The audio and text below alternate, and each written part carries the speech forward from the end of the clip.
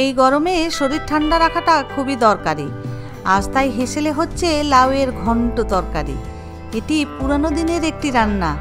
দেখি ঠাকুমার মতো রান্না করতে পারি কিনা।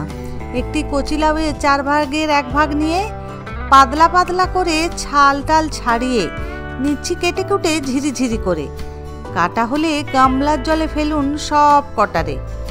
বার 2 জল বদলে বদলে জল ছেঁকে শেষে প্লেটেতে রাখুন তুলে। এদিকে চান টান করে রেডি কিছু সজনে ডাঁটা। অতঃপর ঘন্টা 3 ধরে ভেজানো মটর ডালটা ধুয়ে টুয়ে ভালো করে মিক্সির পেটের ভেতরে দিন ভরে। ইনি আবার একলা যাবেন না, তবে আর কি 1/2 ইঞ্চি মতো আদার টুকরো, 4টি কাঁচা লঙ্কা সঙ্গে দিন। ও বাবা, আরও সঙ্গী চাই? কি আর করা, 1/2 চা চামচের মতো লবণ ও 1/2 চা চামচ মতো চিনি তাও দিই। খুব সামান্য জল দিয়ে বেটে বুটে রেডি করে নিই। খুব মসৃণ না বেটে একটু দানা দানা হলেই ভালো। অতঃপর মিক্সি থেকে ডাল বাটা বাটিতে ফেলো। পরিমাণ মতো হলুদের গুঁড়ি দিয়ে ডাল বাটা ভালোভাবে নিন ফেটিয়ে।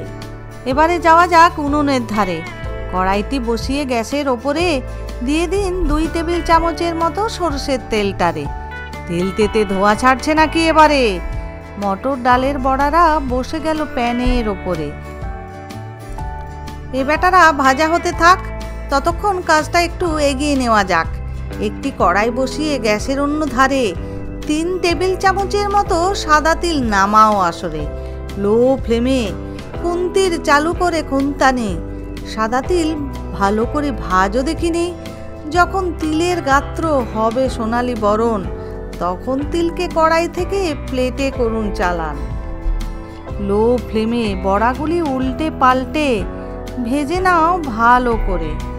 বড়াগুলো হয়ে গেলে সোনালি, প্লেটেতে নাও তবে তুলি। আবারও 1 চা চামচের মতো সর্ষের তেল দিয়ে 2টি শুকনো লঙ্কা, 1টি তেজপাতা, 1/2 চা চামচ পানমৌরি দাও নামিয়ে। খুন্তিটি দিয়ে কয়েক সেকেন্ড দিন নাড়িয়ে চাড়িয়ে। যখন ফোড়ন ভাজার গন্ধ নাকে পৌঁছবে, তখন সজনে ডাঁটারা কড়াইতে নেমে যাবে। মিডিয়াম ফ্লেমে 1 মিনিটের মতো সজনে ডাঁটা কষার পরে লাউ বাবুকে নামিয়ে দাও আসরে। 1/2 চামচের মতো লবণ, হলুদের গুঁড়ি এলো এবারে। খুন্তিটি দিয়ে খুঁচিয়ে খাঁচিয়ে লাউয়ের গায়ে লবণ ও হলুদ দিন ভালোভাবে লাগিয়ে। অতঃপর চাপিয়ে দিয়ে একখানি ঢাকনা। মিনিট 5 রান্নাটা হতে থাক না। মিনিট 5 পরে ঢাকনা খুলে দেখি, কত জল বেরিয়েছে দেখি। সবাইকে ভালোভাবে নাড়িয়ে চাড়িয়ে একটি চেরা কাঁচা লঙ্কা চাপিয়ে খুন্তি দিয়ে বেশটি করে ঠ্যাঙান। সবাইকে আবার ঝাঁকানাকা নাচান।